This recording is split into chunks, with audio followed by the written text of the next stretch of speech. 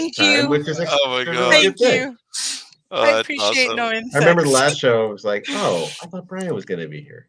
Aw. It wasn't quite the same, but the beers were great. Yeah. Oh, okay. All right. Hey, we're you got a live, little guys. countdown in Yeah, the that's- middle. We are I love live. that got Yeah. serious, like so quiet the second everybody's watching. Yes, Everybody exactly. comes on. It's like, Aw. Behave now, So- right? So Yeah. we're just gonna hang out That's for what a it is. couple seconds, let everyone get here and whatnot, and then you'll know the show's starting officially when it gets fired up. But we do have to get Mr. Babineau his credit for being first. He didn't quite get it last week, but he did this time. So good job. If he wasn't this time, I mean, come on, like Yeah. I mean, out of 150 shows he's watched, one. he He wasn't got first. he got it. second Got it. once. Yeah, exactly. His fandom slipped just a little yeah, bit. a little bit. He didn't have that top fan badge for that week. No, he missed it that week. Well, that's awesome. We've already got Our our love is still fingers maxed out. dozen and have exceeded it. So let's go. All right.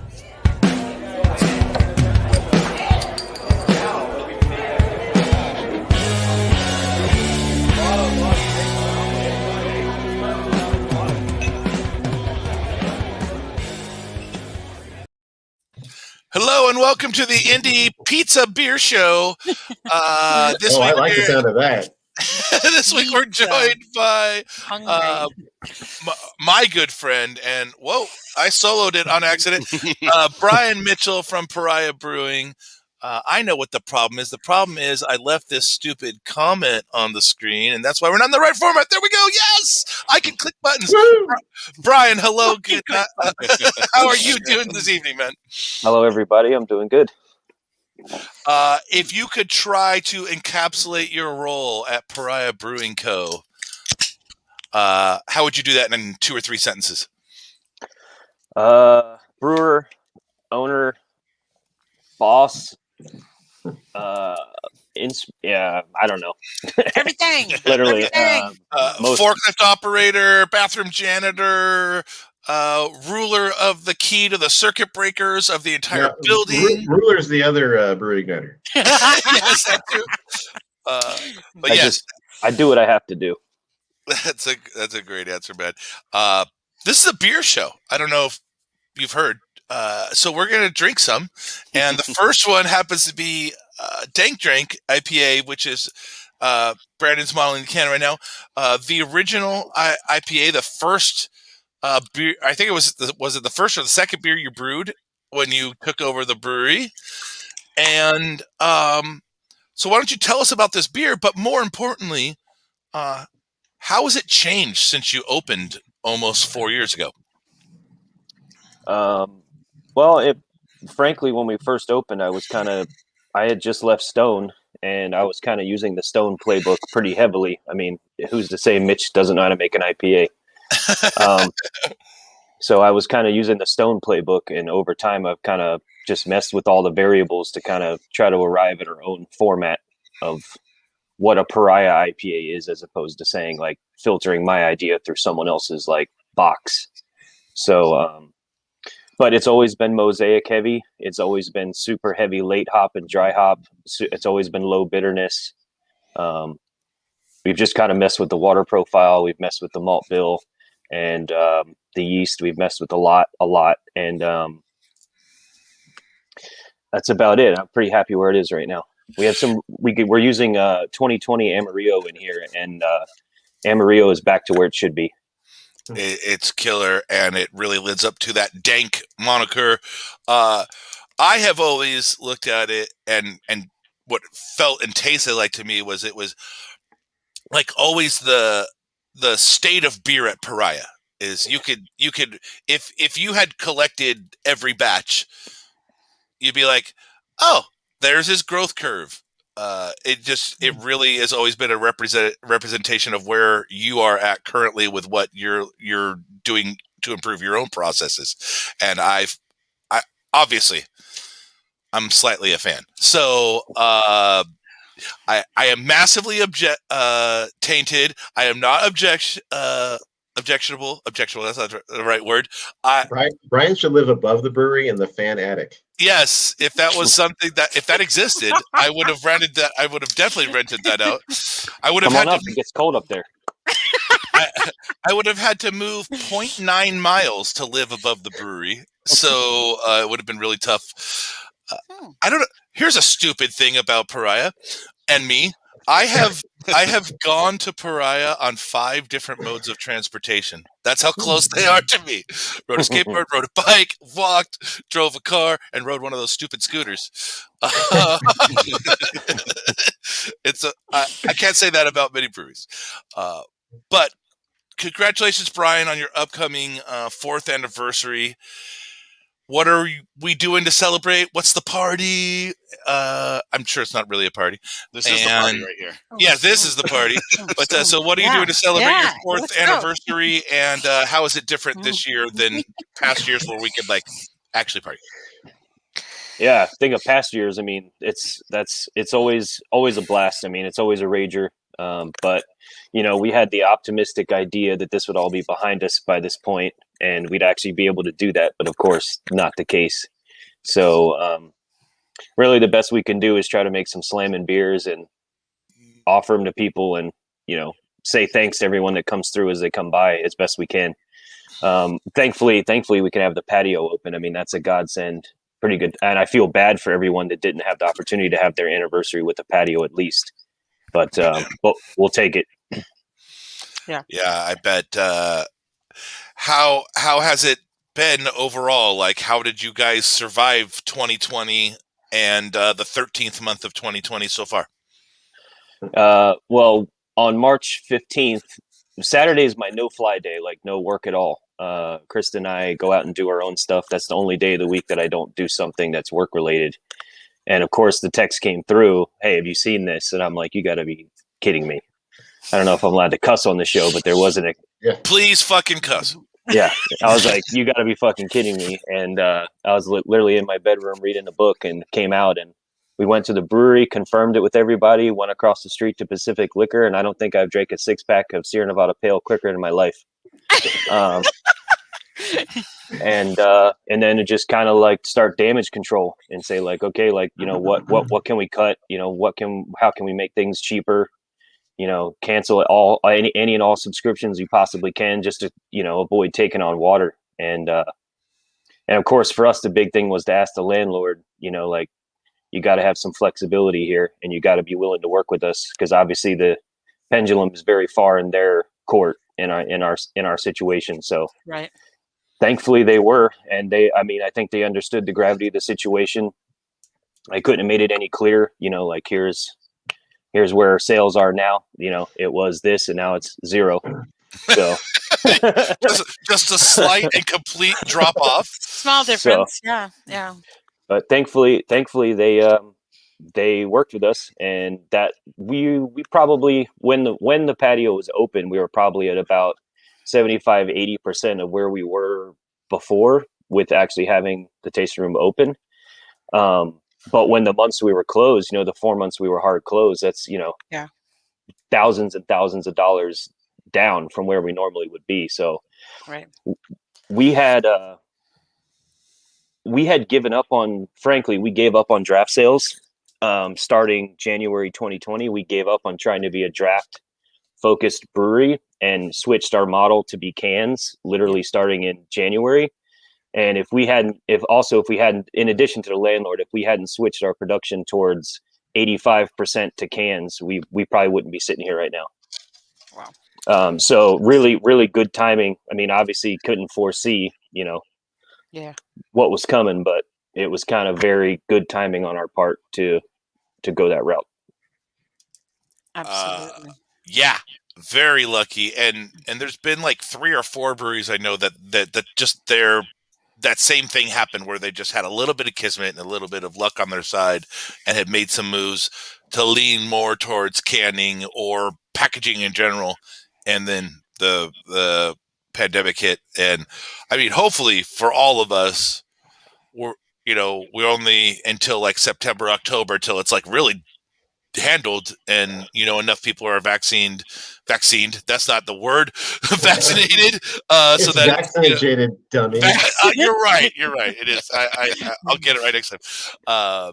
So that we can kind of at least squash it down to where it's a rare occurrence that someone is coming up positive, not 1,000 people a day. Luckily, which is also sad, we get to celebrate that there's only 1,000 people a day right now. I mean, that's way down. Yeah, numbers are moving in the right direction right now. Oh, yeah. But let's hope people don't get stupid for Super Bowl Sunday and numbers go back up. You can't say that. You can't say that. You mean the big game. Oh yeah, yeah, you just fucking jinxed it. Damn it! The big game. We're clear. I don't get it. Like, stay home and eat and drink too much. It's totally safe. Yes. Don't drive anywhere. No Ubers. None of that nonsense. No pick up belligerent person next to You you. got to go to Pariah first and get some. I was gonna say, go pick up and then beer, drink. then go home. Yeah, seriously, get your provisions and just knock out. That's what I'm gonna do. Yeah. Awesome. I have a friend that picked up like a full what they call a prime of beef, which is like 1/4 a cow, and he's smoking the whole thing, and he's selling smoked beef sandwiches for like $4 per portion. So of course I bought 8. And he's donating all the money to that. First off, there's 4 people in my house. Okay. Secondly, there's a lot of alcohol to soak up too, so you got that going. I was going to say my plan is a pre and post Super Bowl meal, but it was just cool that we're getting to have a group of friends come together in some small way, just with all of us coming by and picking up the stuff in the alley, and just at least we get to verbal high five and see each other just for a couple seconds before the Super Bowl. So at least we'll get a little ha in the alley. But air fives, elbow yes, fives. elbow fives. Yes, go team, exactly. Go team. Yes. So, but in honor of Brian, I don't know if everyone knows this or not, but he is a mega Prince fan, and a lot of things in the brewery are an homage to Prince and his musical career. So I thought we would do our favorite Prince songs of all time. And so we're starting with number 3. This is our 3rd favorite Prince song of all time. Let's start with Darling Abel. Sorry, Estelle, you got to go second. Let's start with Darling Abel, your 3rd favorite Prince song of all time, sir. All right. Well, I had to go off albums too, but one of my favorite songs by Prince, because it gives me that full-on 80s feel of like all the songs back then days, called Delirious. And so one of my favorite albums is the Prince 1999 with the song Delirious. It's also got 1999, Little Red Corvette, all the other songs on there. But yes, Delirious is my favorite, and this is my favorite album. So I went by albums because I have them. Rad. Well done. Show off. Wow. Yeah, it's rather like overachiever over there. Yeah, look at him. Look at him go. Nice. All right, Estella. Okay. So Prince is near and dear to my heart. Grammy winner, Oscar winner, like multiple AMA, like everything think of Prince did. He's in like Rock and Roll Hall of Fame, R&B Hall of Fame, UK Hall of Fame, like just everything. He's one of the best-selling artists of all time, over 150 million albums sold. So this was really hard for me. Yeah, it's tough. I was trying to. I was struggling. Yeah, so I'm going to harken back to February 23rd, 1985. Inglewood, always up to no good, is where I was. I was fortunate enough to go with my sister and my cousin because they couldn't go anywhere unless I went with them. So it was a little Estelita, that's why my name is that today. And I got to see Prince. And my songs are, maybe they're songs that a lot of people recognize, but a few of them are just like literally a list of like 25 songs and back down to this many. Anyway, all right. So I'm going to go with a tie for number 3 because I can't. I can't. Breaking news. I can't. And there's a tie for number 2, and there's a tie for number 1. I didn't do that, but I will say honorable mention, When Doves Cry. That would be number 4 if I had a top 4. So yeah. Okay. So number 3 is Let's Go Crazy and 1999. Those 2 songs are like right there. That was like when I was into Prince. Exactly. Abel's got the album right there. And just everything. And the fact that one of the original Doves that was in Paisley Park just died this week. I was like, man, this is really kind of sad and perfect. But yeah, I don't know if you guys knew that or not. But one of the original Doves just died on Tuesday. No, that's a bummer. Yeah. That was one of the last things in the house that was around when he was still there too. So that's a super bummer for like people getting tours. We were lucky to go and the Doves are still alive. But yeah. Yep. Wow. Yeah. So sorry, not to be down or anything, but there you go. Yeah, Taking away branding. The bird lived a long life. Mr. Hernandez or Brandon, aka BH40. Yes, that's pirate. So speaking of the Super Bowl, I think that Prince at the Super Bowl was like my favorite halftime performance ever. In Usually the rain. Oh God. Oh, I thought that was just so freaking incredible, and I always liked watching Prince live because what something like a casual person who doesn't really understand his sheer genius is his musicality and his ability. I mean, as a guitar player, it's nowhere near as good as him. The way that dude he just shreds, and there's so much musical prowess behind what he's playing. His solos were always just like amazing. At any rate, it was hard to come up with my number 3. I knew 1 and 2, and I know I'm not as big of a fan as everybody else, but it was Almost Delirious. But I Would Die for You. I think that's a really great song that I always enjoy when that one comes on. And so that's my number 3. Sorry, Raspberry Beret. No, that's your number 2. You say that later. Yes, exactly. For me, at number 3 is just a song from Prince that really kind of like, I don't know why, was just super huge when I was in high school, and I'm going to date myself pretty heavily here. But number 3 for me is Kiss. Really easy, just kick-ass song, and it's just one of those songs where like the few times it comes on the radio, total instant crank to the max. Enjoy, fun, groovy song. So number 3 for me is Kiss. Did you want to play, Mr. Mitchell? Sure. So what is your 3rd favorite Prince song of all time? And have we even ever heard of it? Probably. But no, I agree with Abel. You're talking about a 40-year career that's probably, in my opinion, utterly unmatched in terms of 4 decades of success. I mean, who else does that, especially in the pop world? But I have to go by album too. So I'd say my number 3 is Musicology. Yeah. So a little newer, 2004, but man, I think he was on fire at that time. I think he kind of figured out he turned a page, I think, at that time. And it was just like, damn, that's when he got inducted into Rock and Roll Hall of Fame. And just dude showed up to play on that album, I think. Totally. I think me and Brian are going to have a record off. I got 2 more waiting. I got 2 more. That's awesome. Well, before we move on, go ahead, Estella. Is Krista's the same as yours? Like, is her top 3 you think the same as yours? Or? No, she's more into. I think she prefers newer Prince more than older stuff. I mean, she likes all of it too, but I think if you asked her, put a gun to her head and said favorite, she'd probably say like later stuff. Okay. Right. All right. So let's catch up with the audience before we move into beer number 2. Yes, Mr. Babineau, you were definitely first. Evening to you, sir.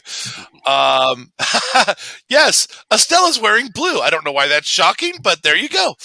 It's my Dunder Mifflin shirt. Yes, it's from the fun run. Yeah, it's from the Celebrity Fun Run.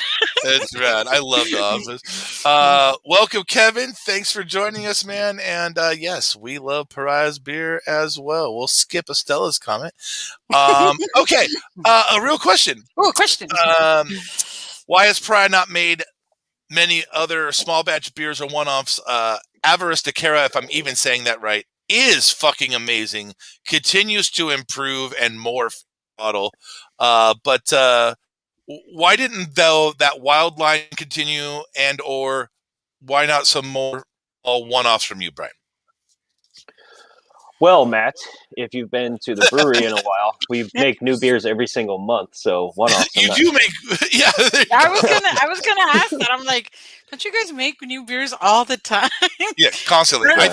I think he's more talking about small, long-termy type of beers, like from the Decara.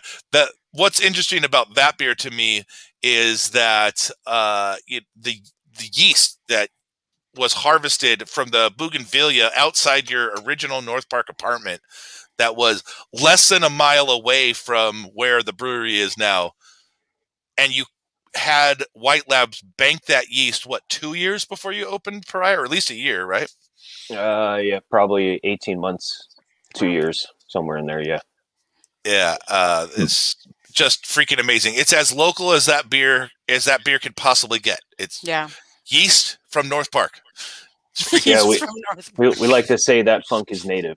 Yes, exactly. Native funk. That sounds like a band. That should be a Prince song. That should be a Prince song. It really is.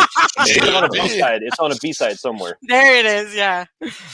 If you could bring back any of the OG Pariah beers, what would you like to see come back, Brian? If you knew it would sell, let's start with that basic line. Like, if you knew it would actually sell, what of your original beers would you bring back? Not even sell. Just what would you love to bring back? You know? Well, it has to sell, but yeah, I was gonna say it's hard to make a decision as a brewery owner based on looking back at something that sat on the shelf for 6 months. But you understand what's up. I'm sure other people have. I mean, lots of people have this situation too. But I'm bound by duality. I have to write a recipe based on, creative, and then I have to write a recipe based on fiscal responsibility. So it's I kind of sit across from the table from myself and say, what are you going to make? Well, how are you going to market it? It's kind of that, that back and forth. You yell at yourself, myself. Don't be dumb. No. All the time. All the time. But no, to Matt's, the first part of Matt's question, frankly, space is the issue. Our space is too small. We're in 1,842 square feet. So, and yes, he's counted every single one of them. I've literally so it's just too small. Like I can't fit a barrel. I can't do anything outside of what we have. So, and when the cold box is full, which it always is, that's it. I'm pinched. The production has to stop there. So it has to keep rolling. So that answer, hopefully that answers that question. It's just space. But in terms of beers I would bring back from the original catalog, I'd probably say I'd bring back Mare and the Monk. I really enjoy that beer. Brambling cross hopped saison, super crushable, nothing but Pilsner malt, really based on Etoile du Nord from Brasserie Thérèse in France. We were lucky enough to go over there, and that beer just blew me away. So I wanted to do something like that. And I happened to ask the brewer when we were there. I said, "So do you bottle condition with your actual yeast strain?" He was like, "Yeah." I was like, "Sick." So I bought a case and I put it in a suitcase and delivered a bottle directly to White Labs and said, "Bank that for me, please." You're like, this. And it's really cool that you can do that with White Labs. I mean, it's certainly not free and it's not very cheap either, but at least you had the long-term vision to know that would be important for you in the future. And I really enjoyed that beer, of course. I think you made a version that had some kind of fruit to it as well, too. Or maybe that was just damn it, Radler. No, Randall. That's the thing. You run fruit through in beer. There was a couple of versions. You run burritos. Yes, exactly. No, I remember they put a burrito in there. Yes. The thing you put a burrito in to flavor your beer properly. You had one where you did pears and I think maybe even tagine or some kind of other Mexican-y spicy thing, and it was fucking amazing. But he meant tajin, guys. He meant tajin. God damn it! There's a J in it, Estella. There's a J. No, just kidding. Mike, hello, sir. Thank you for joining us. Hey, Nick, one of my workers. Thanks for being here. A partner in Pariah, Steven. Thanks for coming to the show. Mr. Socar, yes, great freaking album for sure. No. What is Brad's relationship, Brian? That's my little brother. All right, that's awesome. Thanks for joining us, little brother. Word, bro. Hola. Hello, Herb from Hola. Birmingham. That's right. Oh, Birmingham. Herb came by the society the other day, right before he left. It was actually Huh. good. It was good to see that guy. I haven't seen him in I so miss long. him. Oh, His that's right. his hair is a lot longer, even though he's a little thin on top. But his hair got a little longer. Really? Barbershops are Good. closed. Barbershops are closed. You couldn't But get he looked it. good. Good. He looked He's like a such a very stud. young man. He looked like a very good looking Very young good. man. Joe has a pretty good lineup going there too. You know, Off-White Wits, one of the few wheat beers that I have actually really enjoyed because that weird weediness is subdued, I guess. But all of us love Mamba Mode. I don't know if many of you remember competitive vaping or not, but it was really, really good. And I Dorcha, thought From it the was name. hilarious. I Oh thought my it was God. hilarious. And their little It video is. they put out was great. Yeah. yes, the clouded slammed thump car. That's pretty good. It was pretty on point. Okay, I- okay. So something people actually ask all the time. That is actually that guy's car. That's not photoshopped. That's rad.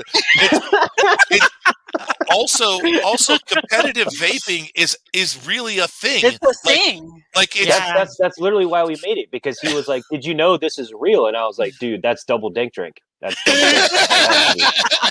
it has to Like, be. That has to be double Dank Drink, because that's fucking hilarious. That's actually a sport. I mean, And they're probably all juggalos as well, so it adds to the. absolutely, man. I just it cracks me up that like it actually applies to hazies as well, because literally the judgment in competitive vaping is whether they could see you or not. Like Right. they judge the turbidity of your exhale. It You does know not how fit you know very how it well. rolls. You know how it rolls. Not hazy enough. 2 stars. You know how it goes. Yes, exactly. You don't get a lot of that. This You do beer, not get a lot of that. this Not beer anymore. looks great. 4 stars. Looks great. No conversation about taste, aroma, or sensation or mouthfeel. Looks great. Non importante. You know that. You don't have to drink it. You just look at it. Oh, yep. I can rate it now. Cool. Let's go. I have multiple times seen people do this, but the worst time I ever saw, I saw a guy get a taster of what was supposed to be a hazy beer, and it was more like a foggy, let's say, than a Ooh. hazy. And he totally did it's not even worth putting on the gram. And not a sip, just put it down and walked away. And there's 4 of us at the bar, like, it was You're gonna drink that? You're gonna drink that? No, all right. he walked away. So like, yes, we helped. Maggie's here. Welcome, Maggie. Nice to see you. Yes. Okay. You got not only is it commented on, but it is also voted price. So this is Krista. Our official age is my favorite album, Yeah. Lotus Flowers. yeah. So Yours. Brian knows his wife. Yeah. And apparently Maggie is currently working. Thank you Ooh, for nice. putting us on while you're at work.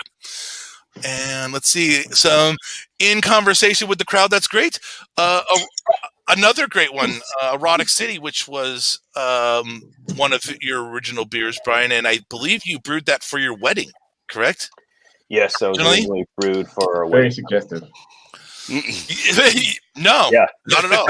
My grandma's like, what song is that? I'm like, don't listen to it. No. Just enjoy the beer, Mom. Just enjoy the beer. Parental advisory. Yes, exactly.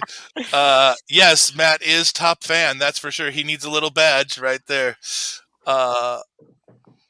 And Liz, thanks for joining us. I don't know what the spawn is about. And Clarissa, thanks for popping in. We really appreciate it. Now we're completely caught up with the crowd. It's time for beer number 2. Oh shit, I'm drinking too slow. I was like, Oh, I had to pour some more. I Yes. ordered another one. How many scores is this? Yeah. Yes, how many? This is in my wheelhouse. I'm liking this. It's 650 on the NTU, which is some way to judge turbidity. At least I have no idea what that is. Anyways, this is Never heard of Colors IPA, and one of the things we love about the occasional luck of doing shows like this is that we get to drink beers before they're released. And this beer doesn't come out till Saturday. It's not even canned yet, but it is part of it is your at least new beer for the 4th anniversary. Break it down, Brian. What are we drinking? Sure. So Colors is kind of like where we've arrived in terms of manipulating all the variables that we've been doing. So I've been hunting those hops. There's 4 different hops in there. It is a blend. We're just saying they're American and New Zealand because I've been working on it for 4 years, and fuck you, do your own research. But yeah, there's 4 different hops in there, American and New Zealand. And it's a sister beer to Dank Drank. It has the same malt bill and yeast profile, fermentation profile as Dank Drank. We're just using those new hops. And it's actually the first beer we're adding to our core rotation. We do a quarterly core rotation. So that's the first one we've added in 2 years.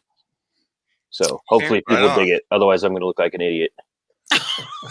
People are definitely going to dig it, and it's you are really not good. an idiot. It's really good. So real quick, I think we should. What do you get out of the beer flavor wise? Like I could tell you, but I was really impressed with your description of it recently. For me, it's like it depends on the sip and which part of the glass I'm in. Like if I'm drinking out of the Spiegelau, like when you're first up here, it's just like orange juice. And then I get a little bit of the yeast, and then as it goes down, it starts to develop a little bit more. And then when I get to the bottom, I think that's when it really opens up. Like right when it gets to the ribs of the bottom of the glass, for me is when it really just like comes alive, and it's like mango, passion fruit, orange juice, bubble gum. It's just like just fruit salad. And Cool. for me, if you took all of that and laid it over a layer of like spicy greens, like arugula, for whatever reason, something like that in that area, it's a crazy juxtaposition for me between tropical and earthy dankness. I dig. I get a lot of tangerine. That's like the big overriding, like from aroma to the first sip. I'm like tangerine. It reminds me of being this tangerine tree that my uncle had, and I'm just like transported right back there. So I don't know. You've extracted some goodness out of these hops. All I can say, these mystery hops. Yeah, thank you. I'm gonna go grab my crowler. I'll be right back. Please do. Take your time.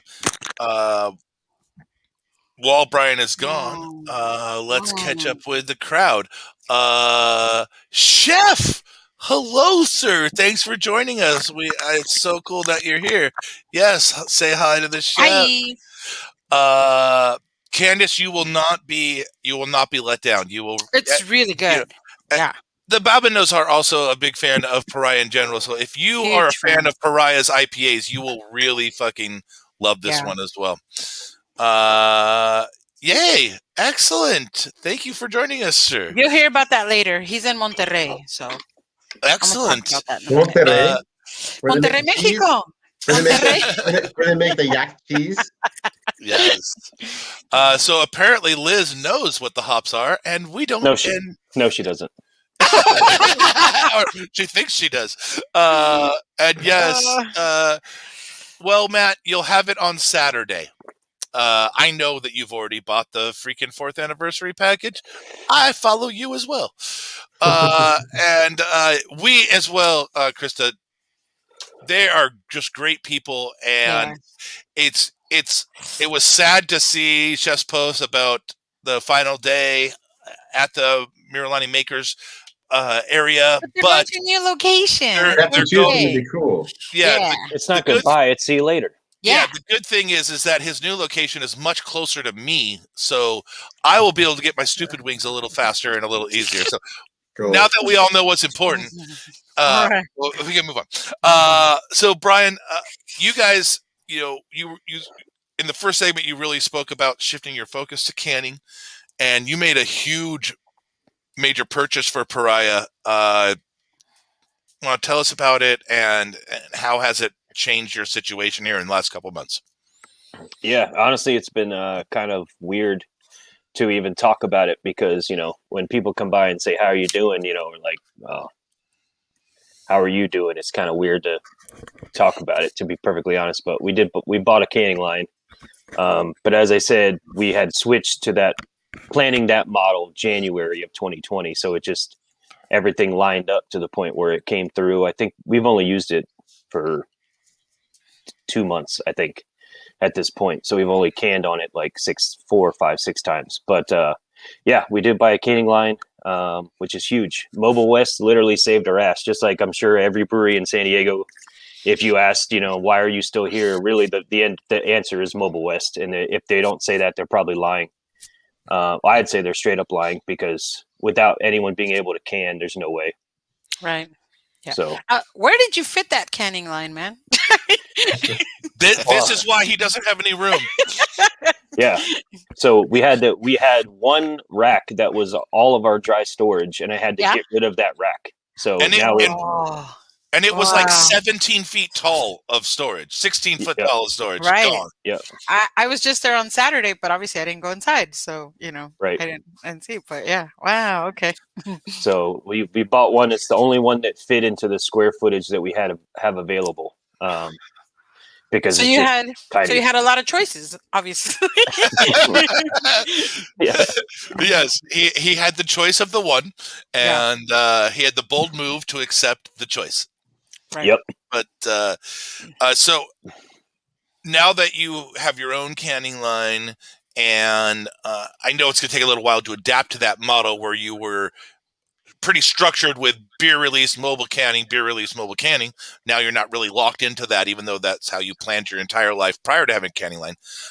What advantages do you think it gives you moving forward? It's financial. I mean, to be perfectly honest, to not pay Mobile West and to be able to bring those funds in-house and give those hours to people that we already had on employee is huge.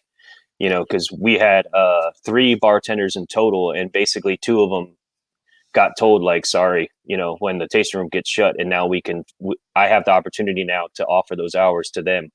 Right. So they're coming in and actually getting some cash in their pocket, and learning some new skills at the same time too. But in terms of scheduling, no, it's the same thing. I'm pretty crazy. I schedule the entire year in October. I tell myself I'm not allowed. My favorite holiday is Halloween, if you couldn't guess that. And I tell myself I'm not allowed to celebrate Halloween unless I have the entire next year planned to the day. Wow. So we tell all of our distributors what we're canning, what we're packaging, what day, how much quantity, everything. And then we run on a 5-week lead time. So everyone's aware of what we're doing, and they get the whole spreadsheet and all that shit. So it's business as usual in terms of that. It just gives us flexibility to keep food on our people's table. That's really cool, man. And so speaking of your tasting room, I know not a lot of people got inside this year, but how's it holding up? More specifically, the shit I built. How's the tasting room holding up? Well, we actually read your questions earlier, and Krista and I were laughing because the only thing that didn't hold up is your chair. Yes, my own personal chair that you gifted me when I was done, and which was awesome. It has my name on it, but I think it might be the most used chair just because it. Oh, it was space number 1 too. It was seat 1. You know what I mean? So, yeah. But yeah, I pulled your nameplate off of it, and you can bolt it onto a new one when this is all done. Right. Yes, excellent. I will gladly do that, but that's cool. I really liked building your tasting room, more for the aesthetic of what it was than the actual work. Because of course I don't actually no one likes to really work. Really, when you get down to it, but still to this day, I have not made a cooler sign for a business ever. And so thank you for trusting me with that. And it was just a really, for me, one of the rare 10 things I'm going to look back on the last 15 years as a real special moment for me was being able to get to do that for you, man. So thank you. I appreciate it significantly. Only 15 years though. No, I'm talking about construction. I'm not talking about beer. Beer's been only 10 years. Although by the time I'm telling the story about my involvement in beer to my nephew's children, it'll certainly be several decades. That I'm sure. But what a storytale it will be. Yes, exactly. The 700-pound guppy I caught. No, just kidding. You kind of alluded to it earlier, but how did your overall beer production change last year in 2020? Also, something that I feel weird talking about. We grew by 22% in 2020. Wow, that is amazing, man. Yeah. So it's just almost I don't like talking about it, but yeah. I know because you're humble and you know your friends have had very tough years, but you in the end you had a pretty decent decent year. That but Cat. by the way, that's Grayson. If any of you haven't ever seen him before, I'm like, cat, drink. and Really consistent. and he is loco, but awesome. I don't know if people know this or not, but Siamese cats are fucking weird. Even if you're a cat person, they are definitely their own thing. They're awesome. talkers. Yeah, talkers. Yeah. He will bite you on the calf if you're not paying attention to him. Yeah, because fuck you, give him attention. Play with me, motherfucker. He is the best fetcher of a cat I've ever known. Like, he is an obsessive, will bring you the toy and drop it on your foot over and over and over again until you throw it for him. Is awesome. But this isn't a cat show. So back to beer. It's getting there. It's getting there. Yeah. It is. We don't say no to pets, but are you approaching your capacity at this facility at all yet? Yes, as of November, we're at maximum capacity. Wow, that's soon, huh? That's cool. And is that capacity? No, November last year. Okay, so you are at max. You're making beer as fast as you can. Yep. What's the limiting? What's the choke? What's the limiter? Is it the cold box or is it the tanks in brew house? It's the cold box, totally. Yeah. So we'll have it literally filled to the ceiling. I mean, it's literally to the ceiling. Like, if OSHA walked in, OSHA, don't listen to this.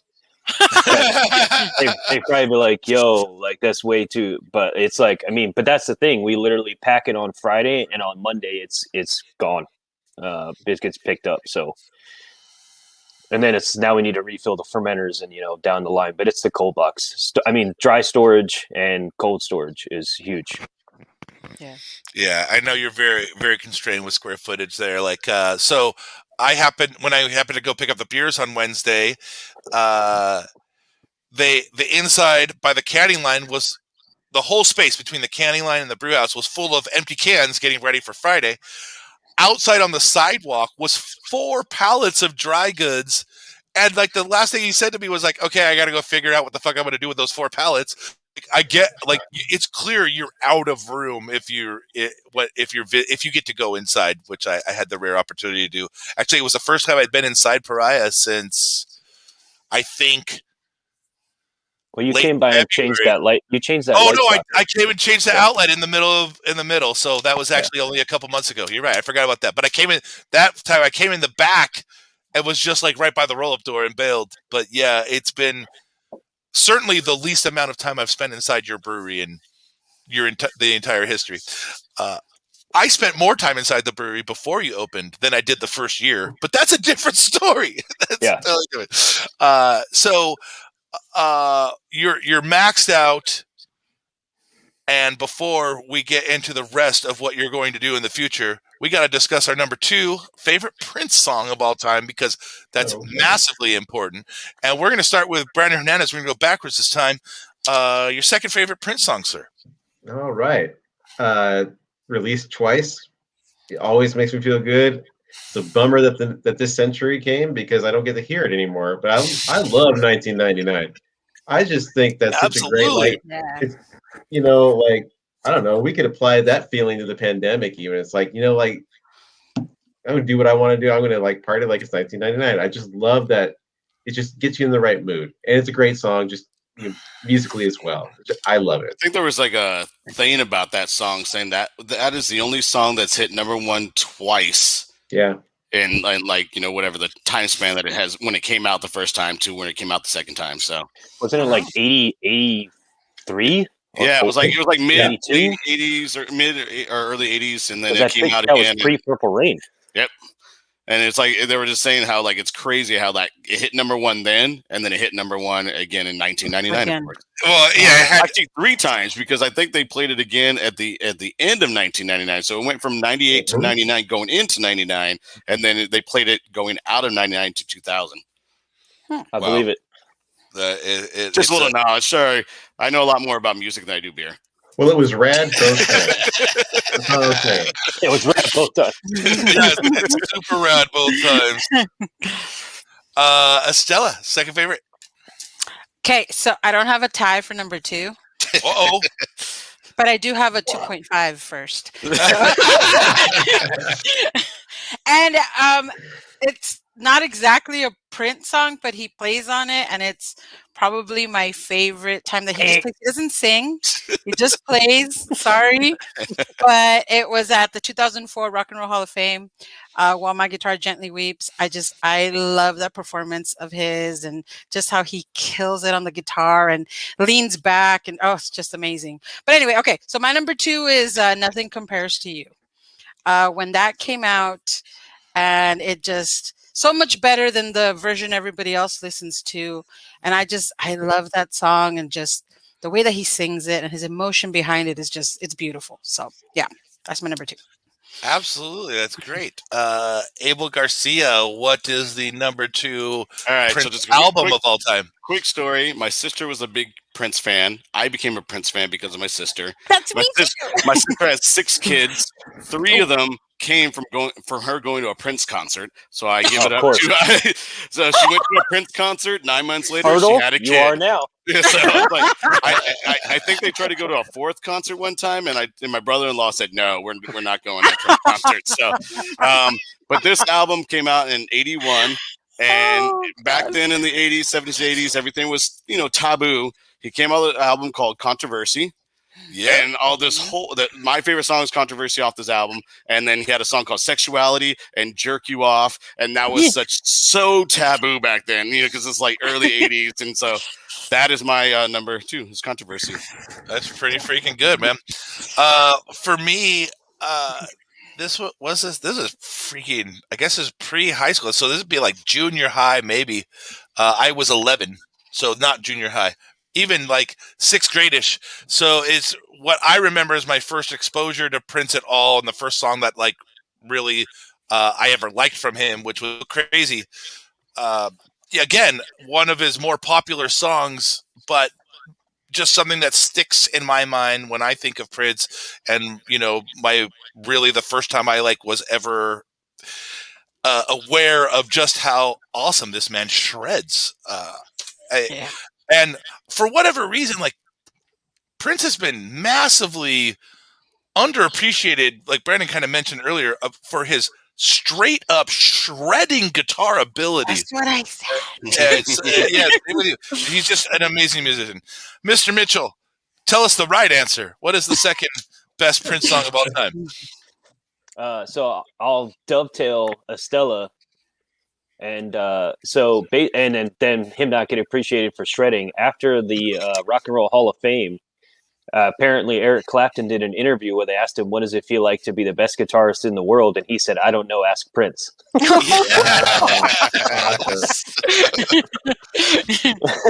awesome. Because I mean, Jesus, the guy was in the shadows the entire time. And then he's wearing this beautiful, pimp red suit.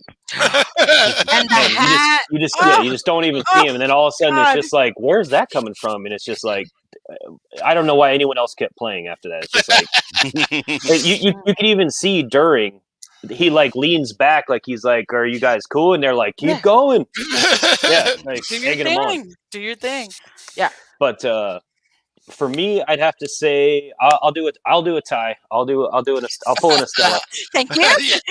So I won't do an album this one, but I'll say tie for number 2 would be I'll say Black Sweat and You Make My Sunshine, because if anyone is on the fence on why women love Prince, those 2 songs, it's like don't tell you why.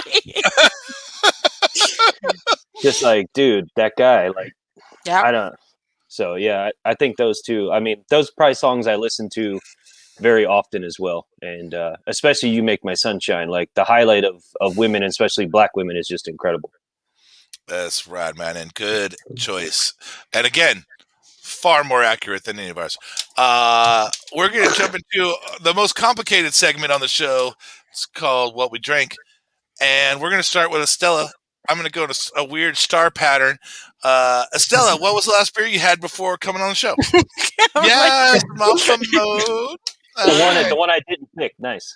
Yeah, she kept it all Pariah. Well, it did show up at her house magically. It did. And I was sitting on the couch watching Criminal Minds before I got on here, and I was like, let me get what am I drinking? And that was right there. So how do I not drink it? So go Lakers. Yes. That's what I was That's got it almost again this year. Yeah, almost acceptable. Almost, except for the LA part. Anyways, darling, what did you have before the show? I had this awesome beer that came out of Belching Beaver. Yeah. Candace is actually it? pretty cool. It's really good. It's a pale ale. It's very kind of grapefruity, kind of a little bit on the citrus side. It's very smooth. So I was over at again, my roommate had to do a show that's coming up with Belching Beaver, so I tagged along with her and picked up some beers. And yeah, it's really smooth. Like I said, it's a Deftones Ohms. I don't know much about Deftones. I'm not a fan of them. I'm sorry, I'm a Prince fan. So that's it's acceptable. Yeah, that's Right the after he newest says how much album. he knows about music. yeah.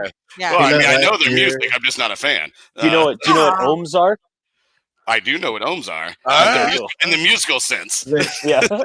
And Okay. that is also the name Unit of their of measure. current album. Oh, So, is that yeah, what? that's- Okay, yeah, current that's album. what, Yes. that's what the album is And called right so now. the can design is the design of that album cover as well. Yeah, but it's Yeah. got that nice little like rainbow like reflectiveness on it, and then Holography yeah. and That's stuff. kinda cool. It's super cool. Well, and if we're Yeah. talking about Prince, I think those eyes come from like the movie. I was gonna say very much Prince looking. If you Yeah, think look at about that. it. Yeah. Not as much doughy. That he's got those doe eyes where I if you made eye contact with him, you're like, damn it, I'm fucked. this guy's about to make me some pancakes. Okay, I'll play basketball. What are the names of the songs off that album you like so much, Abel? Which one? The Curtis Blow basketball? Second one. Mr. Hernandez, before the show, what did you consume that you would like to talk about? I actually had a beer before the show. How about that? First time Yes! I think ever. But nice and sessionable mostly. Firestone Walker, DBA, they brought that beer back. Oh, yes! And I missed that beer. And I'm like, you know what? I got it today. I didn't want to wait around. So I just split one with my wife before the show. And it reminds me of being in an English pub. It's just great. I mean, nice, toasty malt in there. And it just tastes like the English beer that you want here in America. I just really enjoyed it. I'm glad it's back, even though it's limited. But I'm all for Firestone Walker kind of reconnecting with those roots because I really enjoy them. It's nice to see them do IPAs, hazies, and things like that. But at the same time, like the things that got them there are what made me like Firestone Walker so much originally. And I love those English roots that they have. So it was nice to reconnect with that beer. For sure. And a world-class beer. And it was actually kind of a detriment to the entire craft industry that they had to stop producing that on a regular basis. Fucking buy good beer, people. Please. Yeah, buy more than one style, please. Yes. Yeah, I want that Saison. I really want the Saison that he banked. Jeez. Yes. Yeah, it's just sitting there waiting. It's like, put me in, coach. Put me in, coach. Brian, what'd you drink before the show? This guy was kind enough to deliver it to me the other day, even though I wasn't around. But I had Ruler's Domestique. Oh, yeah. Belgian Blonde Ale. Yeah. So good. Their most award-winning beer. Yeah, he's even got the medals on here. I didn't even notice that. Yeah. You bragging motherfucker. He hear is that, Liz? Did you hear that? Ruler as well. Just got a canning line a little larger. They have a little more room than you by assuming the suite next to them earlier last year. But it's really cool to kind of see two of you guys in the Brew Igniter program kind of being able to shift gears and package things yourself. It's rad. I drank this beer. See how sexy that is? Ooh. For all of you that don't know, occasionally, if you happen to have really good friends in medium places, you will get what are considered low fills or uglies from a canning run. And I was lucky enough to get this one. This is from Society, and I don't know if you'll figure out who was nice enough to give it to me or not, but it comes out tomorrow. It is the Bachelor Simcoe. And Brian kind of, I don't know if we've talked about this on the air or if it's before the air, but Simcoe and Amarillo this year are just extra dank as far as their hop profile, and hopefully it's something that will stick. Simcoe has had kind of this up and down, where it's really earthy and dank one year, and then the next year it's kind of a little more subdued. But this year, again, very expressive hop again. Love it. This particular beer, Bachelor with Simcoe, is delightful, and you can all buy it tomorrow. Yeah. Luckily for me, I got to have it yesterday and today. But whatever, that's not the point. The point is it's available tomorrow, and it's an awesome beer, so go check it out. And that means it's time for beer number 3 on the actual show. Yes. One of my favorite. Mine. Yes, yeah. Please do. While he's gone, I will speak his praises. This is one of my favorite beers that he has ever made, and I buy a ton of it. It's my favorite of outside, obviously, of Catch Me Coastin', and all the beers that I've brewed at Pariah before. It's Lebron Haze, and it is one of us should have done like powder and poof for this beer. Done the entrance. We drank it. Abel, get on that. Come on. So actually did that. I actually did that to my best friend's wedding when they I was his best man. So when they were calling, the reception, they were calling people out. He didn't know this, and so I went and grabbed some chalk. And so they're like, "Oh, like the best man and the bride, the groom, whatever, blah blah." And then like I came out with powders, like, and just throwing everything, and everybody just looked at me because they had no idea what I was doing. Yeah, they're just like, this was like. He's throwing cocaine all over the place, guys. This was Cleveland days when he was with Cleveland and nobody knew him yet. Okay. So the beer we're talking about is Lebron Haze, and it's Pariah's, at least mainly featuring Galaxy Hazy.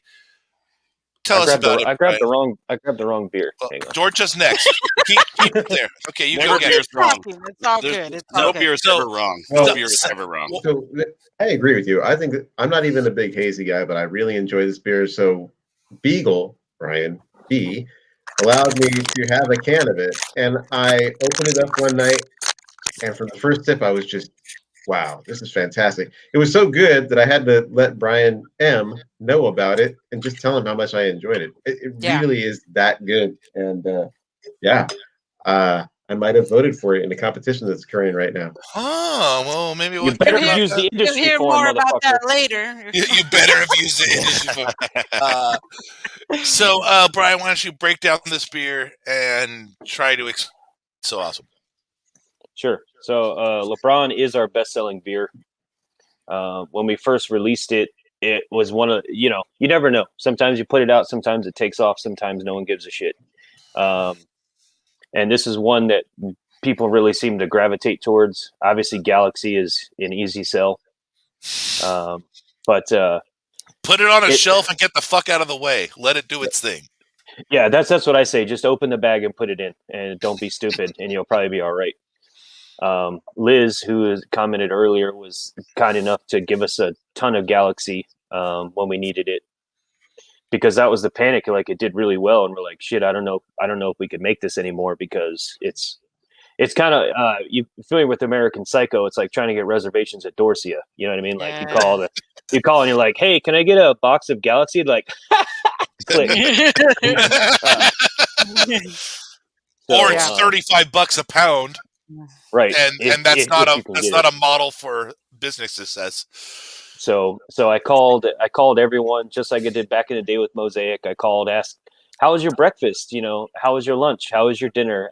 Call them. And then finally, Liz came through and she hooked it up, and it's been our best-selling beer ever since. But Galaxy's not the only hop in there. There's 3. Galaxy's about 80% of it.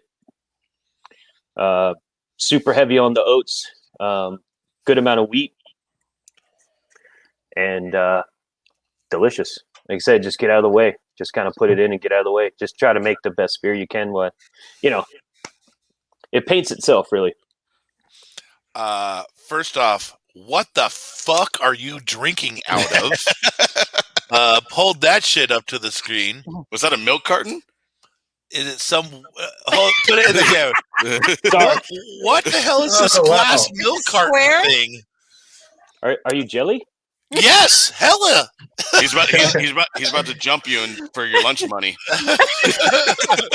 Where, Well, I mean, where, on, if you're drinking juice, let's drink juice, bro. where on earth did you get this glass milk carton? The juice carton. Didn't you hear him? Sorry, Juice. you're right. Yeah, it's amazing. Let's catch up with the crowd. Awesome. I just saw Raleigh's comment, and sorry. We'll get there. We'll get there. Brian, would you rather want to have a beer with AD or LeBron, and what would you drink? That's a good That's a question. great question. Well, LeBron drinks wine, so I would drink wine with LeBron. I don't know what AD drinks, so whatever he drinks, I'd have one.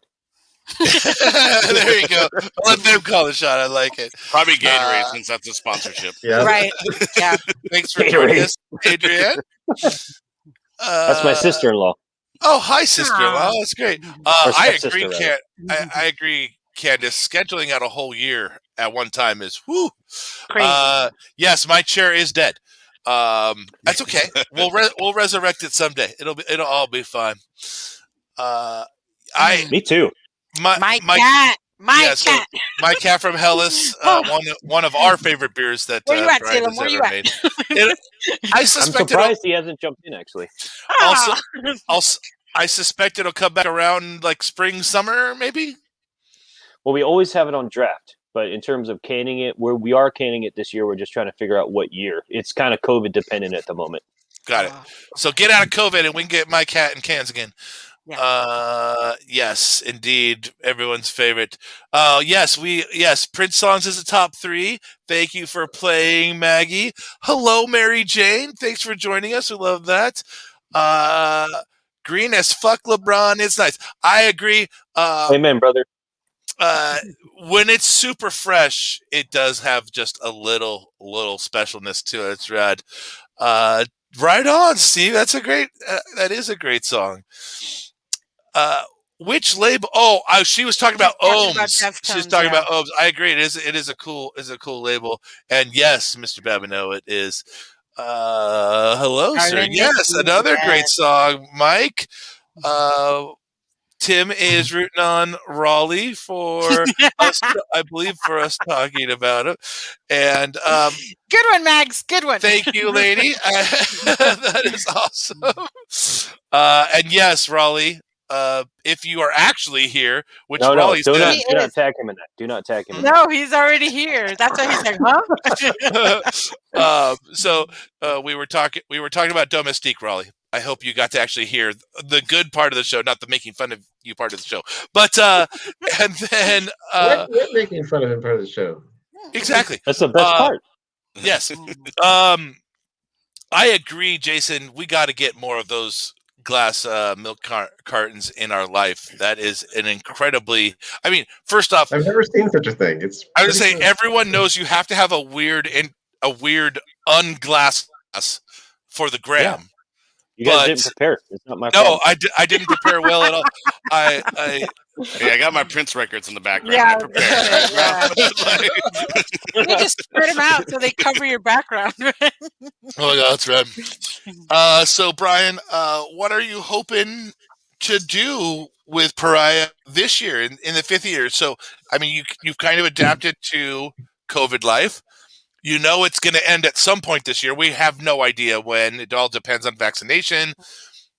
Most people are thinking September, October. By then, we should be able to really get back to like actually being inside breweries. But what are your plans since you've already planned out the entire fucking year? What are your plans for the 5th year of Pariah, and what can we? Oh, you froze. Yep. What can I you did. expect? I'm pretty sure he was. Oh, but you're back. There you go. There you go. Again. What can we look forward to in the shit, 5th year of Pariah? 5th year of Pariah. Well, if everything has its way, if the universe, lines up, we'll be out in our own space before the end of the year. Ooh, nice So, goal. Very good. so Very good. that's what we're working on behind the scenes, very heavily at this point. Good luck. That's awesome. Yeah. And ladies and gentlemen, that's what we call a softball in the biz. Lob it underhand. Yes, exactly. Crush it. Yes, Yeah. well done. Obviously, the Brewing Night Program is a great opportunity for people that are hungry and develop a brand awareness and develop a client base. If you don't have the funds, means, or even want to do it the traditional way, and you have done that, and now you're ready to kind of follow and Epic and Ruler's lead of kind of graduating out of it. And I mean, no, Ruler hasn't left the building, but he has. He got really fucking lucky with that. He deal. did. He did get he got a very nice opportunity, and he was able to buy his brew house and retain, and then just switch to being a tenant of the 2 spaces, where that's not even on the table for you. No, I've asked. Oh, I know. They have every intention on retaining all of those spaces and brewery equipment. They want people to leave, or at least they want you to leave and graduate. So I hope that does happen soon. But let's stick with what you have now. How many beers do you usually have on tap at Pariah? Well, right now we're pretty flush just because we're not moving through stuff as quick. But we have a 13 tap system, and if I like to keep 11. If we get to 13, that's cool, but we're going to pare down. We're definitely paring down, probably halfway through the year we'll end up at, 7, 8 on tap. And I think that's fine. If you can't find something you like in those 8, I don't know what to tell you. Yeah. You actually do have a ton of variety that for people who aren't familiar with Pariah, it's not all hazy IPAs all the time. They're just really good.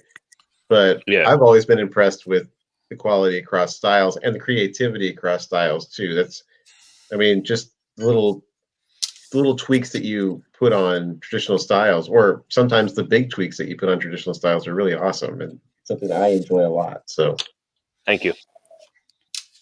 We don't when you brew, especially when you brew a non-IPA, most people would not agree that you are within the box. You're like the dot over there.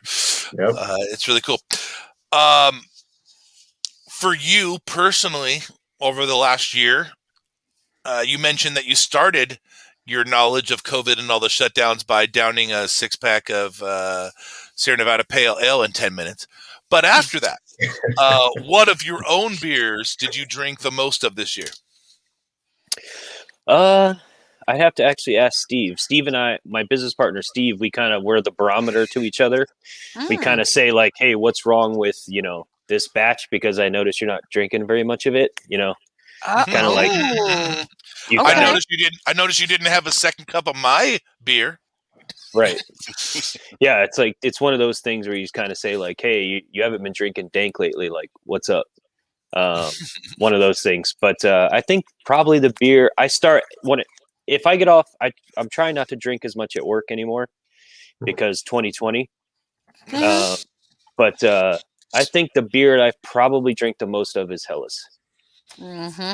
I mean, that's the boring as shit answer, but I also am a kind of boring as shit drinker, really. Yeah. Unlike the beer you make. Yes, exactly. Unlike the beer you make. If you give me a well-made Helles or Fuller's ESB, I'm tickle pink. Fuller's nice. Fuller, yeah.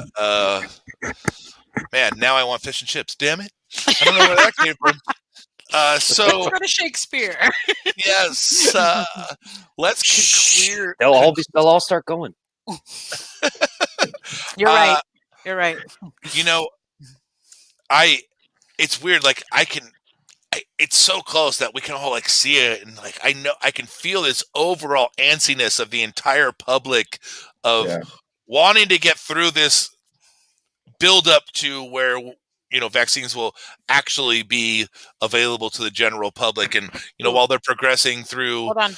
the stage is. Yes, ma'am. Steven answered. He said, Oh, Hellas yes. and Dank. Hellas and Dank. Yes. So you got There back you up go. there. It's always good to see what the witnesses say. But it's weird, this odd tension state that the entire world's out right now, and I hope that the state opening outdoor dining kind of Jesus. injection.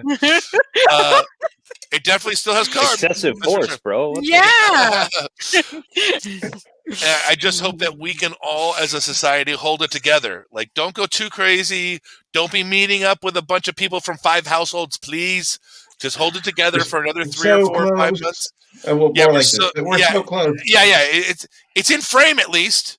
Like, but just hold it together, world. Keep your masks on. Stay safe. Sanitize your fucking hands. Don't mix your household with someone else. There's been 2 or 3 variants. A new one in Southern California that they just identified the other day that are much more easily transmittable. Just hold it together. We've been trending in the right. We've been trending in the right direction in San Stay Diego. home and order nachos. That's my Yes, advice. exactly. If you don't know the middle name, don't kiss them. Yes, right. Exactly. So just keep it together, people. Damn, where were you when I was 17? Were you joking? Last I was- week. Great. Come on. Yeah. And 2 hours ago. You wouldn't have listened to anyone then, and you're not listening now. It's okay. That means it's time for beer number 4. Hell yeah. Again, we just keep having people on the show that want to overachieve, and so it's go time grab for Dorcha. Yes, Brian, go grab yours. And this is Love this can too. it's great artwork. Come. Yeah. I fucking love this goddamn beer. For me personally, and again, I am massively biased, but for me, this beer is, and some people have a little weird reaction when I say this, but this beer is in the same conversation as bacon and eggs to me for the best coffee beer in San Diego. I just incredibly crushable. I buy multiple 4-packs of this beer every time it's released.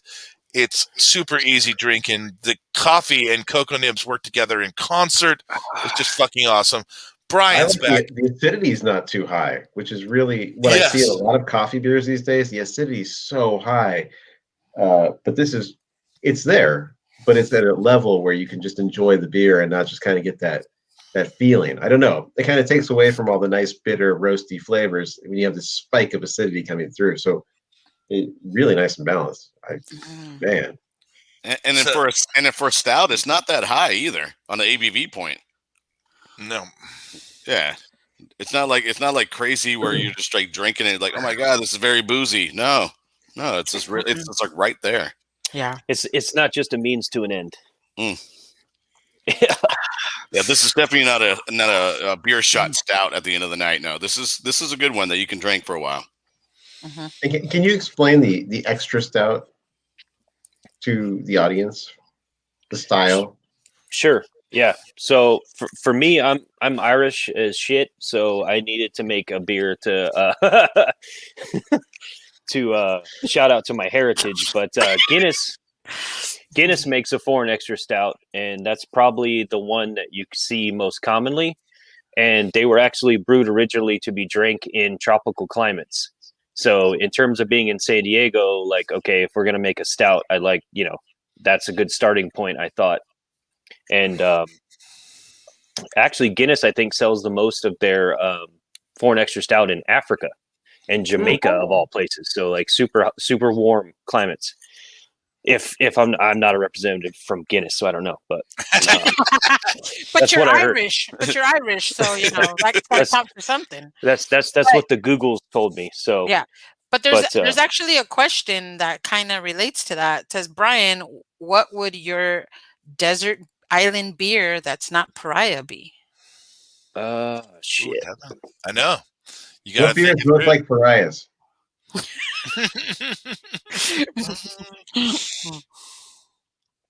Why you gotta ask that dumb shit, Kevin? Well, it is a beer show. I mean, the only other question we didn't ask what was your first craft beer love. Hey, Candace, if you are going to make brownies with Dorcha, I need some. Okay. Yeah.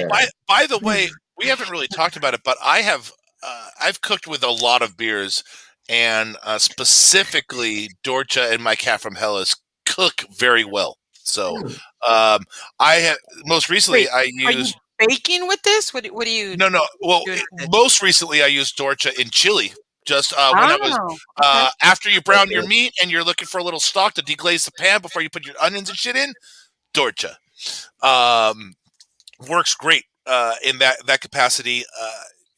My cat from Hellas, the last time I used it was on some brats. So like browned them a little bit, just get a little seasoning on them, and then dumped my cat on top of it, a little simmer, beer brats. Did your cat enjoy that, or was my cat did not enjoy the cat. Sorry. He's not a cannibal. Sorry, never mind. Hey, Brian B, do you poke holes in the brats before so you can get the beer in the brat? If I'm doing the beer steep, yes. If I'm not, no. So if I'm doing a chicken stock, or then I don't punch it because I like to have the extra crisp snap in the juice explosion.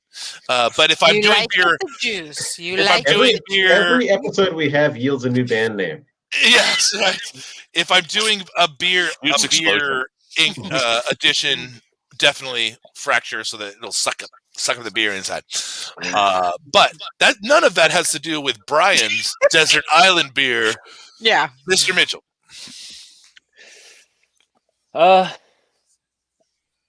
You can pass.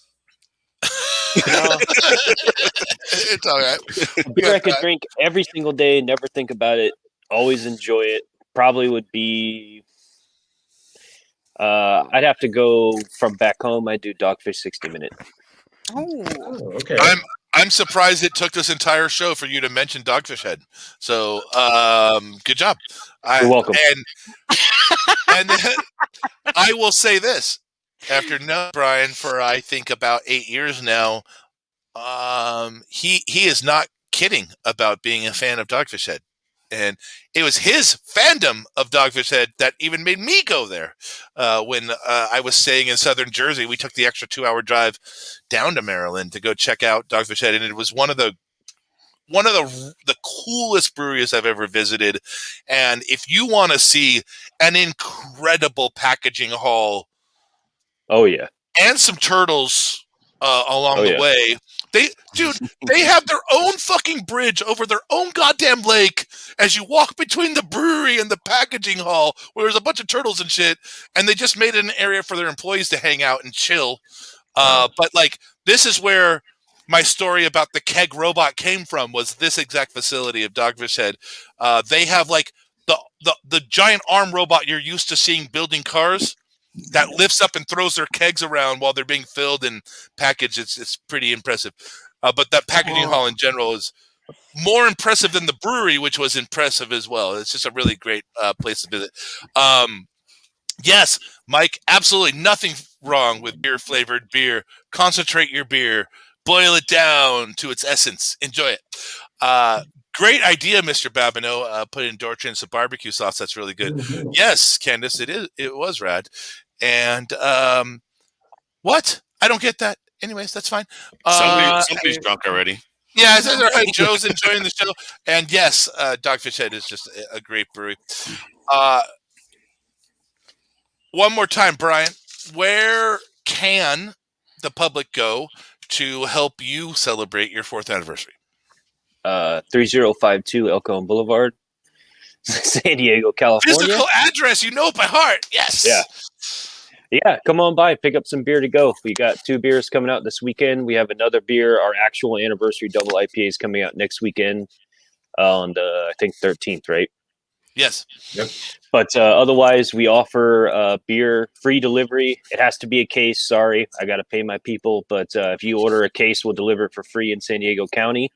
If you're in the state of California, we'll ship it to you. Pariah Brewing Co. on all these social avenues. That's awesome, man. You want to ask him when the next Catch Me Coasting's coming?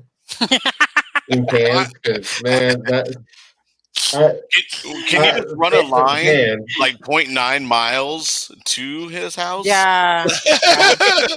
He lives Huge- 0.9 miles away. I think I live 1.1 miles away. So Yeah, exactly. We're pretty do his local. house, But, yeah, do his house. there you Yeah. go. Is Catch Me Coastin' on the schedule for 21? No. We'll just start there. I exactly. So oh unfortunately, man, really? I'm the only one that drank 57 pints. I loved it. And It's I really love the good. fucking beer. We all enjoyed it on the show, but again, business decisions had to be made. And wah, San Diego. You Yeah, are way to be losers, San Diego. We You could have are- had more Catch Me Coast, and it was really awesome. I mean, I felt like this I'll- was I'll sum up this beer this way. Hey, why don't you have a West Coast? I'll take a pint of Lebron. That sounds accurate. So one time, Brian, a couple months ago, just because I guess I'm unlucky that way. He shared with me one of his quarterly sales reports, and I was like, "Holy fuck!" It's like LeBron, dang, It's like and I'm that's trying it. to adjust my shit, but it's like everything's damn. What the fuck? So Brady, whoa, Matrix. It's like everything's here, and then it's like LeBron. Oh, Yeah. It's like huge. Yeah. It's amazing. You know, at the same time, you know, we had Vinny from Russian River on the show last week, and Mhm. Pliny is 60% of their production. They make 27 beers. Pliny is still 60% of their production. That's a lot of eggs in one basket. That's scary. Yeah, right. Especially for a brewery that their size. you'll get there Hey. one day, Brian. You'll get there one day. Yeah, right. Yes. Yeah, right. I believe in you. I believe in you. I don't know if you want that much. That's a lot of Exactly, that's a lot of right? pressure.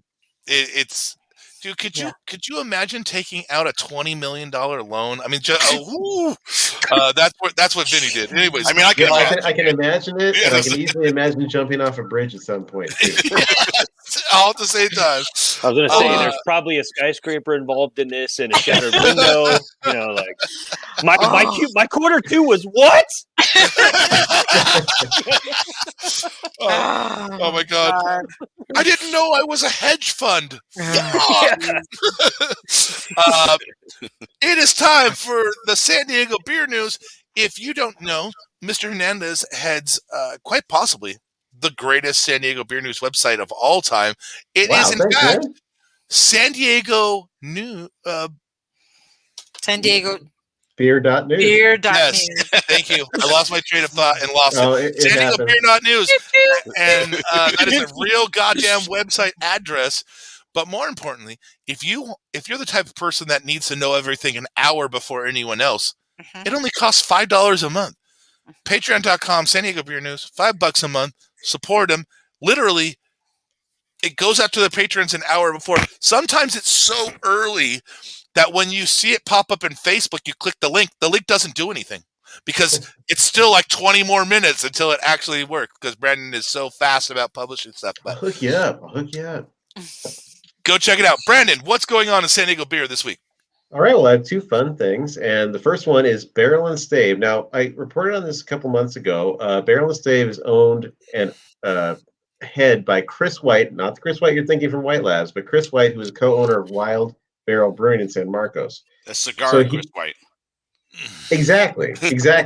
So he opened Barrel and Stave as a poorhouse in Fullerton up in Orange County, and it just is what you would expect from a poorhouse. There's beers from all over, but I think it's a pour it yourself.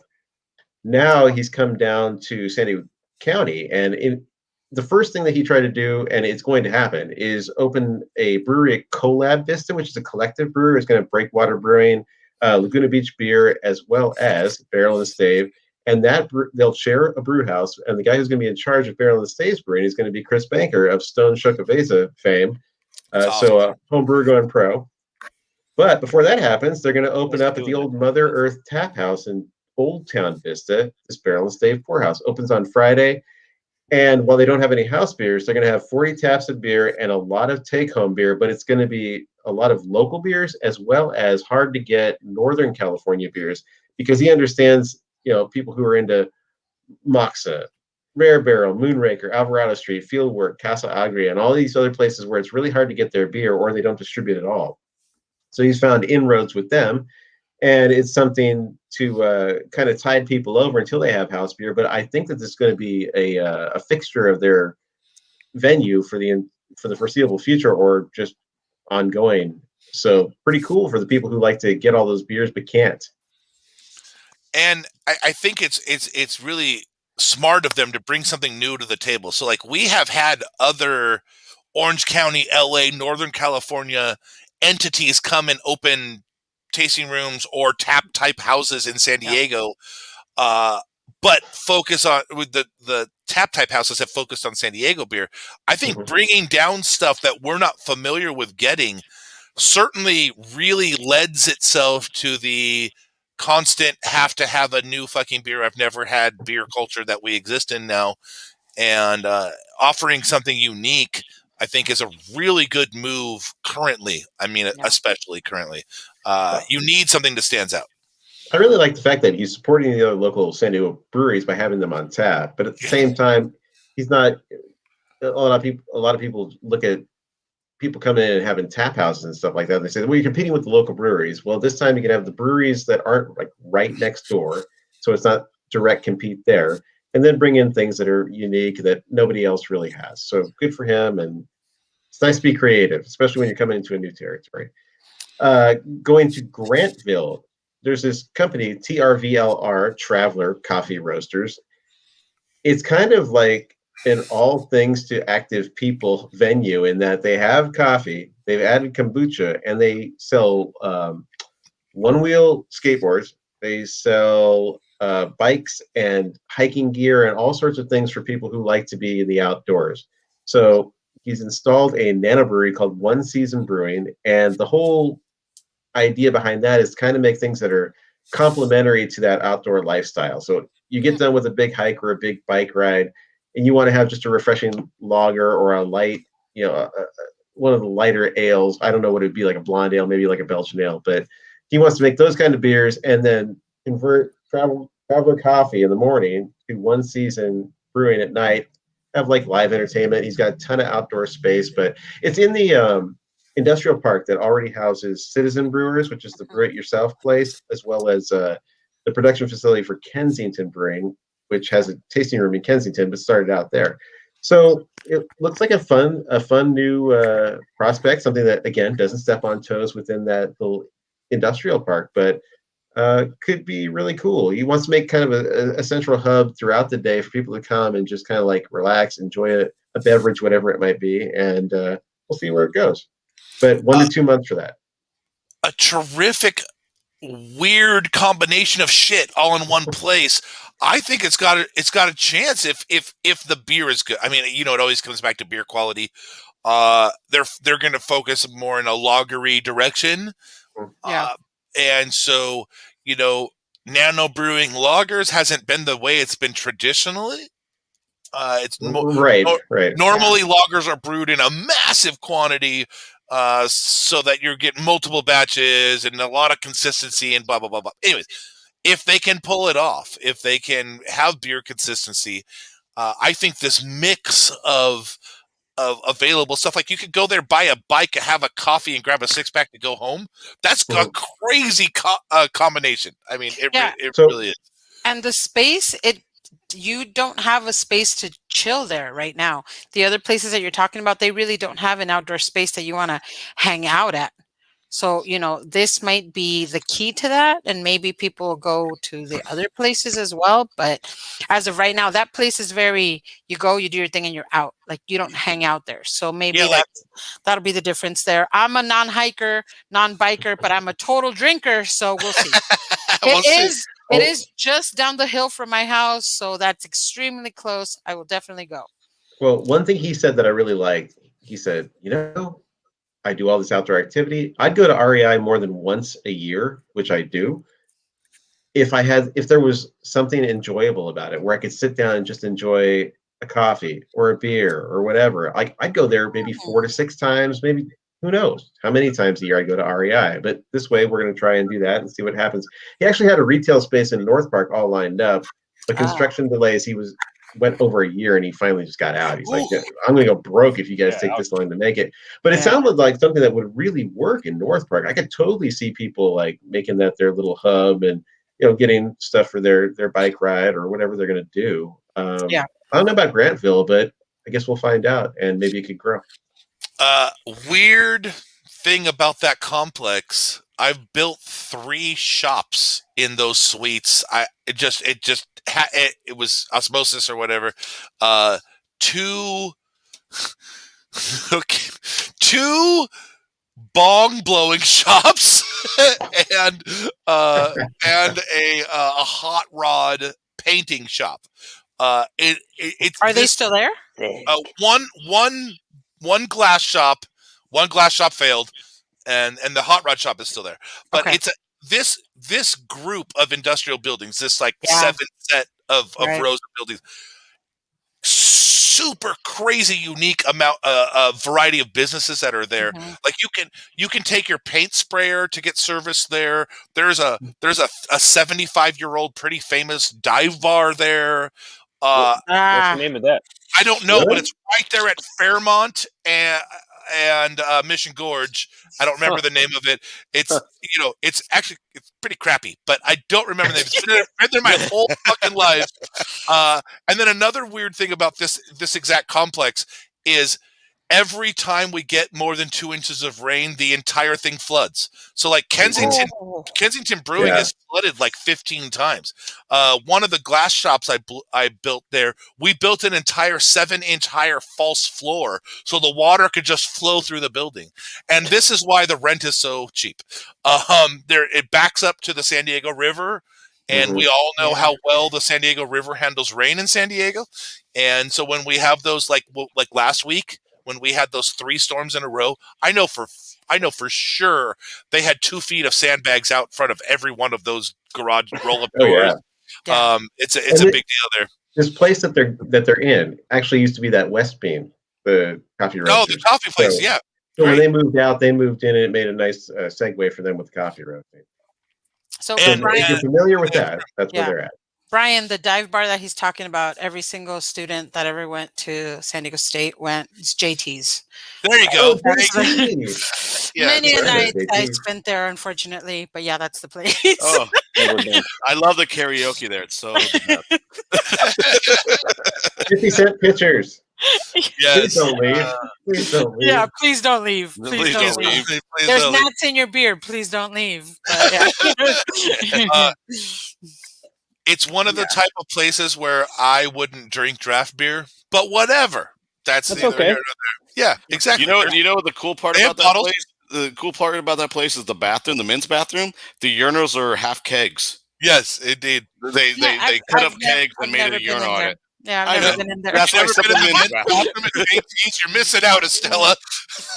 Yeah, people are like, and I'm out of here. I'm going to Camel's Bread. Oh, good old camel toe. Yeah, my God. yeah. Well, So- on that, Real Go quick, ahead. I had one more thing of news. Machete Beer House, which I don't work for. Like Yes, Brian you do. doesn't work Love. for Pariah. I Mm-hmm. don't work for Machete. I just love the place. They're doing their anniversary. They turned 6 this year. It's going to be February Nice. 27th. They do have a beer that is being brewed by Pizza Port OB. So shout out to Diddy that brewed their That's anniversary great. beer for them. It is going to be canned. And they're also doing know this what it really is? cool thing. No, she didn't tell me that. I'm like, No, I'm Joanne sure didn't it's tell great. me that. Right. Yeah, I'll find out and I'll let you guys know. But That's next they're also week's doing this cool thing. news. Yeah, that's next week's news. But they're doing this cool thing where if you have any of the anniversary shirts, if you wear it any Thursday this month, you get a deal. So if you have the 1-year shirt, you get a pint for $2. Year Ooh. 2 and 3, you get a pint for $3. Year 4 or 5, you get a pint for $4. And the merch that they have coming out for the 6-year anniversary is really, really cool. And it was designed by Mudo, who was on earlier from Monterrey, Mexico. Very yeah. excited about that. And it's this really cool, like machete that is a skateboard, which is like, it's just super fucking rad. I can't wait. So yeah. So please go February 27th. A skateboard that kills. Yeah, it'll murder you. It'll Um, murder you. Yeah, absolutely support. We love Machete, and I'm sorry I say it wrong. I don't have the proper accent, but Machete. yes, exactly. It was the first place I saw Donald Eres un Punto. Love that fucking poster. Thank you, Machete. You guys are the best. It was They still have it up. They still have excellent. it up. It survived 4 years. That's terrific. Yeah. So before we get into thanking people and getting out of here, Brian, I just want to clear up this one weird, stupid ass fucking social media rumor that has been out there now for almost 3 years. Exactly how much of Pariah Brewing Co. does me, Brian Beagle, own? Well, How much do you pay him? Yes, right. Exactly. What's it taping? I mean, as much as Brian talks about Pariah, is about as much as Stella talks about Machete. And I don't own it. I don't. Yes, exactly. You know. And Brandon's sponsored by some NFL team. I have no idea. Oh no, several sports games. So I think it's a big zero. Yeah. Donut? No, actually, I meant to talk to you about that earlier. The paperwork went through. You're now the sole proprietor. So yes, I too can own a business where I can't even afford to pay myself. Yes. So when shit goes down, it's all you, Brian Beagle. All you people. So first off, not only do I not own even an attaboy from Pariah, you don't even have a chair anymore. I don't even have a chair anymore. no, he doesn't. They hired me and paid me for my work. That's what a concept. The check didn't come this way. The check went. Yeah, exactly. Like they fucking paid me. Anyways, I don't know where. Again, there's just this weird social media rumor that. How about this? How about this? We're friends, and yes, that's it. Period. Yeah. There you go. There you go. I mean, I wouldn't bury a body for him, but I'd bring him plastic. That's about where we are. You'd say, "Here, kill him with this." Yes, exactly. So, or the construction sites. So you can say bury he knows where to bury pouring the concrete body. on Tuesday. I don't know. I'd make sure something was there before then. Yes. Yeah. Awesome. Yeah. All right. Well, we couldn't possibly do this show without the support of an incredible group of humans, the Indie Beer Show patrons. If you join at $6 a month, we call it the pint level. We verbally thank you every single episode.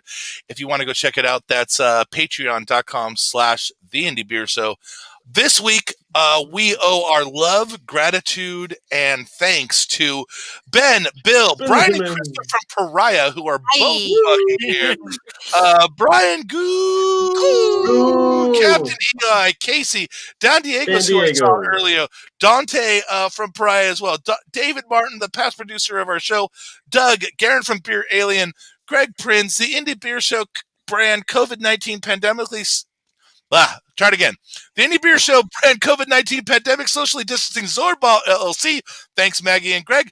Hoppy Craftsman Podcast. James, Jared, Jason, Jess from Ale Tales, Joaquin from Guava, Joseph Socar, who's in the house, Joey from Hoppy Beer Gear, Juan, Judith the Beer Historian, Kenneth, honorary patron for life, Larry Smith, Liz, who is listening, Matt and Candace Bobino, who are listening. Yeah, they are. Nap from the Perfect Pour, Miguel in Texas, Mr. Peacock, we freaking love you, Mike, Nathaniel, Norman, OC Brew Girl, who is listening, Pacific Beer Chat up in Canada, Robert from 13 Point, who I saw comment on something earlier, whether that's the show or the discussion, I don't remember. Rudy, the artist, Sergio Nigos, and the best name in patron history, Jagus.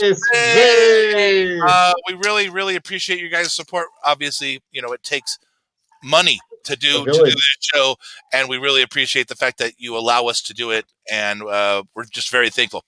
That means it's time for the number one Prince songs of all time, according to us, the authority. Let's start with Estella, number one lady. This song has already been mentioned, but it is my favorite song. I can listen to it all day. I Would Die for You. I love it. I adore it. I will listen to it till the day I die. My favorite song. It's awesome and a great choice. Fantastic. Mr. Hernandez. I love that the verse is so different from the chorus in this song, and the chorus just always makes me, it's like music that makes you happy. despite the subject matter of the song. But Little Red Corvette, I freaking loved that song so much, and I did from like as a child to being an adult. It's just an epic song, and it's just like the way that verse somehow ends up at that chorus is just amazing to me, and one of the best pop songs probably around the history of pop. Probably ever. And a great freaking choice, man. Mr. Abel, you're very darling according to your thing. Yeah. Brian's gonna run and get something. He's gonna beat us all. I'm You gonna know? say, an album. what's the best Prince album of all time, since that's the route you went? So this was you can do the math on this. I was 6 years old in 1984, and my sister, because she was a Prince fan, took me to the theaters to go see this movie. Nice. And Let's Go Crazy, which was Estella's number 3, but it was my favorite. And then this whole album of everything, like Let's Go Crazy, When Doves Cry, Darling Nikki, Purple Rain. It just, to me, I never seen a guy before wear like a purple squared suede suit with a ruffle whatever out. I didn't even know who Morris Day and the Time was, or the Time, and then I found out who they were, Jungle Love, and yeah, it just killed it for me. That was it. So just the Purple Rain album and the whole Let's Go Crazy was my favorite song off that. So that is my number 1. So every time I hear that, it's just one of those ones where I literally go crazy. You gonna dance if I play it? Can I play 30 seconds? How much can I play? How much can I play? 30 seconds? 30 seconds, 29. Yes, right, exactly. Well, I'm going to go before we make Brian tell us the real number 1. For me, it's not only a song, but it's Don't stop. I'm sorry. I stopped it. Not only for me is it a song, but it's exact specific moment. And it has been mentioned earlier in the show, but it's February 12th, 2016, in the pouring fucking rain at Super Bowl halftime. The goddamn guitar solo in Purple Rain. There has never been a better performance, period. You are not. Do you know how grounded you have to be? Super Bowl cool ever. No one's ever been that cool. That's what I say. You know how grounded your guitar and you have to be to get that electric guitar in the rain die and not get like sparks aren't flying. I mean, come on. And just again, no one, I don't think, ever will be that cool. Other than him at that moment. Nobody 5'4" and shorter will be that cool. There you go. That's a good line. Wear the shit out of heels too. I mean, how did he do it? How did he do it? Don't forget the butt cheeks. I don't Right? Don't forget the butt cheeks. Butt cheeks. I was trying. I got them on right now. Hold on. Like seriously, I don't think there could be a cooler guitar solo moment than that. 10 minutes. It was just will stick with me for the rest of time. Mr. Mitchell, number 1. All right, so I'll dovetail with the cool story I heard about the Super Bowl. Ooh, So heck yes, I'm turning this off. Go ahead. the guy who was the producer, and you can look this up on YouTube. The guy that was the producer of the Super Bowl that hired Prince to do that. He said that he woke up the morning of the game, and he literally said it was torrential downpour. And he said he called Prince's manager because, of course, Prince doesn't have a phone, so you have to you have to go through 5-6 people. Oh my God. It's like Goodfellas, you know. He never had a phone, so he said he called Prince, finally got him on the phone, and he said, "Prince, I want you to know that it's really raining. Like, and are you okay with that?" And he said, Prince said, "Can you make it rain harder?" Yes, he did. Bring it on. He did. And then he literally said, "What does that say about this guy to say that the world is dumping gallons of water on you, and this is your chance to be Prince, and you just use it to your advantage?" Yeah. And I use that every day, and the way that I choose to run my business is like that right there. Can you make it rain harder? Like every time I get like COVID, to all business owners. You need that on a shirt. Oh my God, you need that on a fucking shirt. Can you make it rain harder? And I'm like, that's hugely inspiring. Hugely inspiring. I guarantee that beer name is not taken. Not yet. Tomorrow it will be. Tomorrow it will be, man. So Yeah. if anything, you guys need to watch that Prince performance at the Super Bowl. You have to watch it if you have not seen it, and you have to watch that performance of the 2004 Rock and Roll Hall of Fame. Both Uh, are epic. While My Guitar Gently Weeps. It is just amazing. You could look them both up on YouTube. This was the Prince show. Thanks, guys. It was awesome to be able to do it, man. And wow. Okay, so everything. Break my it down. favorite- Number one, Brian. my favorite Prince song, because it goes out to my girl, is "Take Me With You." But Abel, I raise you this. Wow. What? Awesome. How? What? So if you don't know, Brian is a musician, and that's what he did before beer. But how on fuck do you have? How did that come to I don't you? have anything. I'm sorry. You got me. You own a brewery and a guitar. Yeah. You got me. Where did you How- get that gem? That's amazing. After he passed, actually, Paisley Park redid the guitar, so we splurged. It wasn't cheap, but Of course not. Nothing So, Prince ever is. Incredibly epic, man. That is freaking rad. And yes, Tim, we all agree. Make it rain harder. Triple IPA. Oh my God, yes. Yes. There's no way it's gonna be done. Let's close out the things. What? Starfish and Coffee's off the Sign of the Times album. I don't understand what he's referencing, but Oh. Right on. Mm. Yes, Brandon likes football. Hey, Brandon, if you didn't know, this is my Tampa Bay Devil Rays right here. So just so you know, I bro. love it. I love it. Hey, I mean, free entertainment Buccaneers. I'm sorry. Thursday, Sunday, and Monday every week. And then we're Great. out on a very serious note with Steven, your business partner, who might just have the best idea of all time. LeBron the Elder. Bring it on. What is LeBron at right now? Like 5 rings? Have you, 5. Yep. So that's where you should be. No, LeBron. 4. He's at Okay, four. so He's at you make four. when he gets his 5th, you go LeBron the 5th. Well, we may or may not have something coming out next week that is relation to that. So. Oh, yes. Nice. We Now, like that. So, what is the Laker connection? Is it only because of the color purple, or is there something else? I don't mean to be disrespectful because, like, He's a fan like me. Come on. but it is Well, purple, and he loves Prince. So I'm just asking. But it's actually kind of embarrassing because I'm totally not a sports guy.